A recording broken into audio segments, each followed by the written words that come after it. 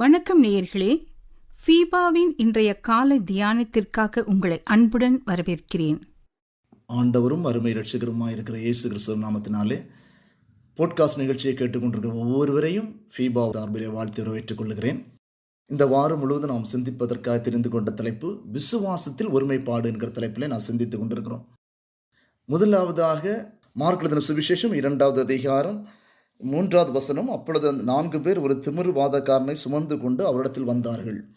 நேற்றைய தினத்திலே இந்த விசுவாசத்தில் ஒருமனப்பட்டவர்களாக இந்த 4 பேரும் சேர்ந்து இந்த திமிர்வாதக்காரனை எப்படியாயிலும் இயேசுவிடத்தில் கொண்டு சேர்க்க வேண்டும் என்பது அவளுடைய எண்ணம். அதற்காக அவர்கள் ஆயத்தமானார்கள். அந்த திமிர்வாதக்காரனை கட்டிலோடு அவர்கள் தூக்கி கொண்டு வருவதற்கு ஆயத்தமாயிருந்தார்கள். தூக்கி கொண்டு இயேசுவிடத்தில் வந்தார்கள். அப்பொழுது 4 பேர் ஒரு திமிர்வாதக்காரனை சுமந்து கொண்டு அவரிடத்தில் வந்தார்கள். மார்க் எழுதின சுவிசேஷம் 2வது அதிகாரம் 3வது வசனம்.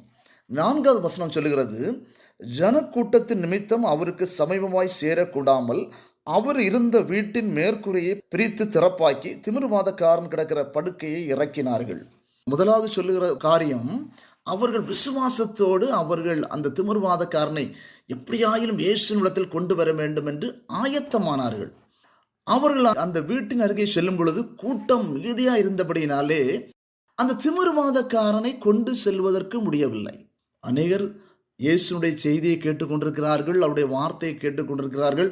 அவர் நமக்கு என்ன செய்வார் என்பதை குறித்து ஆச்சரியத்தோடு அடுத்த நிகழ்வுக்கு நம்ம எப்படி செல்வது என்பதை அவர்கள் இயங்கிக் கொண்டிருக்கிறார்கள், ஒரு பெரிய கூட்டம். ஆனால் இந்த திமிர்வாதக்காரனை இந்த 4 பேரும் சேர்ந்து கட்டிலோடு கொண்டு வருகிறார்கள். இவர்களுக்கு ஒருவரும் இடம் கொடுக்கவில்லை. எல்லாம் சுயலபத்தோடு ஒரு ஜனக்கூட்டம் இந்த திமிர்வாதக்காரனை கொண்டு செல்வதற்கே யாரும் இல்லாத சூழ்நிலையில் 4 பேர் முன்வந்து இவரை கொண்டு சென்று இயேசுவிடத்தில் கொண்டு சேர்க்க வேண்டும் என்று ஆயத்தமானார்கள்.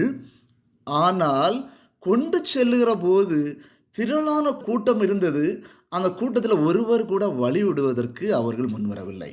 இதுதான் இந்த நாளில் கிறிஸ்தவர்களின் நோக்கம், கிறிஸ்தவருடைய மனப்பாங்கு என்ன என்று சொன்னால், மற்றவர்களுக்கு உதவி செய்ய வேண்டும் என்கிற ஒரு கூட்டம் வரும்போதும் அதை உதவி செய்வதற்கு இடம் கொடாமல் தடை பண்ணுகிற ஒரு கூட்டமும் இந்த நாளில் இருந்து கொண்டு தான் இருக்கிறது. அதை நாம் தெளிவாக புரிந்து கொள்ள வேண்டும். ஆண்டவர் சொல்லுகிற காரியம், இயேசு சொல்லுகிற காரியம், உதவி செய்வதற்கு வருவர்களை தடை பண்ணக்கூடாது. அவர்கள் என்ன செய்திருக்க வேண்டும்? அந்த கூட்டம் எவ்வளவு மிகுதியான கூட்டமாக இருந்தாலும் அவர்களுக்கு இடம் விட்டு இந்த திமிர்வாதக்காரனை கொண்டு போவதற்கு வழிவிட வேண்டும் அல்லவா?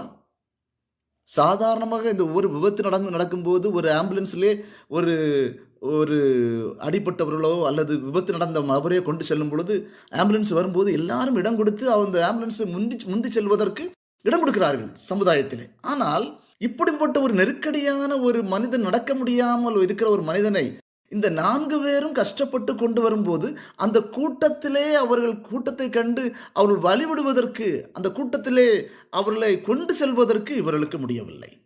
இவர்களுக்கு என்ன செய்ய வேண்டும் என்று தெரியவில்லை. இவர்கள் இந்த கூட்டத்தை நாம் எப்படி தாண்டுவது, இந்த தடையை மீறி நாம் எப்படி செல்ல வேண்டும், இந்த தடையை மீறி நாம் அடுத்த பகுதிக்கு இவர்களை எப்படி கொண்டு செல்ல வேண்டும் என்பது இவர்களுடைய 4 பேரும் இவர்கள் யோசிக்க ஆரம்பித்தார்கள். ஆனால் ஒரு காரியத்தில் இவர்கள் உறுதியாக இருந்தார்கள். இந்த 4 பேரும் எப்படியாயிலும் இயேசுவிடத்தில் இந்த மனிதரை கொண்டு வர வேண்டும். தடைகள் மிகுதி இருந்தபடினாலே அவர்கள் பின்வாங்கவில்லை, சோர்ந்து போகவில்லை. இந்த சமுதாயத்திலே இந்த மக்கள் இடம் கொடுக்கவில்லை என்று அவர்கள் ஒதுங்கி திரும்பவும் அந்த கொண்டு வந்த இடத்திலே இவர்கள் அந்த மனிதரை கொண்டு போவதற்கு அவர்கள் விரும்பவில்லை. ஆகவே இவர்களுக்குள் இருந்த விசுவாசம் அபரிதமான விசுவாசமாக இருந்தபடினாலே எப்படியாயிலும் இந்த மனிதனை இயேசுவிடத்தில் கொண்டு சேர்க்க வேண்டும். கொண்டு சேர்த்தால் நிச்சயமாக இவன் விடுதலை பெறுவான் என்று சொல்லி இந்த 4 பேருடைய விசுவாசத்தில் ஒரு மனப்பாடு இருந்தது. சமுதாயம் தடையா இருந்தது. இயேசுவிடத்தில் வசனத்தை கேட்டவர்களும் தடையாதான் இருந்தார்கள். இந்த மனிதனை கொண்டு போவதற்கு உள்ள இடம் கொடுக்கவில்லை. அவர்கள் கூடியிருந்தார்கள், யாரும் கண்டுகொள்ளவில்லை. இப்படி ஒரு மனிதன் வருகிறானே, கொஞ்சம் இடம் கொடுப்போம் என்று சொல்லி யாரும் திரும்பி பார்க்கவில்லை. தனக்காக, சுயலாபத்துக்காக தான், எனக்கு ஏதாவது கிடைக்குமா என்று சொல்லி இயேசுவை அண்டினார்களை தவிர மற்றவர்களை குறித்து கரிசனை இல்லை. இந்த காலைவெளியில் இந்த செய்தியை கேட்டு கொண்டிருக்கிற நம்மை பார்த்து ஆண்டவர் சொல்கிறார், இந்த நாளில் நாமும் இப்படிதான் இந்த ஆவிக்குரிய வாழ்க்கையில் இருக்கிறோமோ? மற்றவர்களை குறித்து பாரம் இல்லை, மற்றவர்களை குறித்து கரிசனை இல்லை. நாம் ஆண்டவரை நெருங்கிக் கொண்டிருக்கிறோம் சொல்லி ஒடுக்கப்பட்டவர்களையும் ஆதரிக்க தவறினவர்களையும் திருப்பி பார்க்காமல் நாம் மாத்திரம் ஆண்டவரை தேட வேண்டும் என்று நினைக்கிறோமா? எப்படிப்பட்டவர்களை பார்த்து ஆண்டவர் சொல்கிறார், ஒருவேளை இந்த நாளில் அநேக வேளையில நீ தெரியாமல் செய்துட்டாமா, இனி நீ இடத்தை கொடு. நீ மற்றவர்களுக்கு, ஒடுக்கப்பட்டவர்களுக்கு இருக்கிற காரியத்தை அவர்கள் பார்ப்பதற்கு, அவர்கள் விடுதலை பெறுவதற்கு நீ கொஞ்சம் இடம் விலகி கொடு என்று சொல்லி இந்த காலையிலே கர்த்தர் உணர்த்துகிறார்.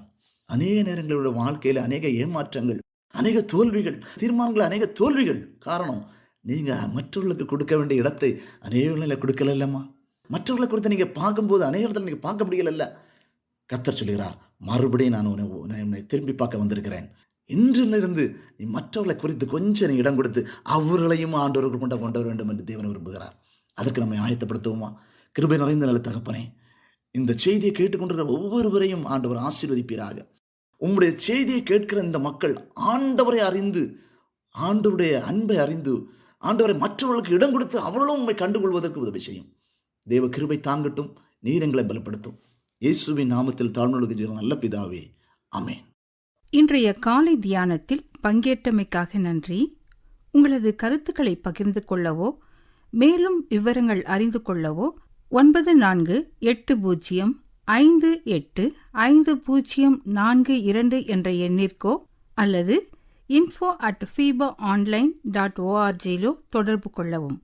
தேவன் தாமே உங்களை ஆசீர்வதிப்பாராக. ஆமேன்.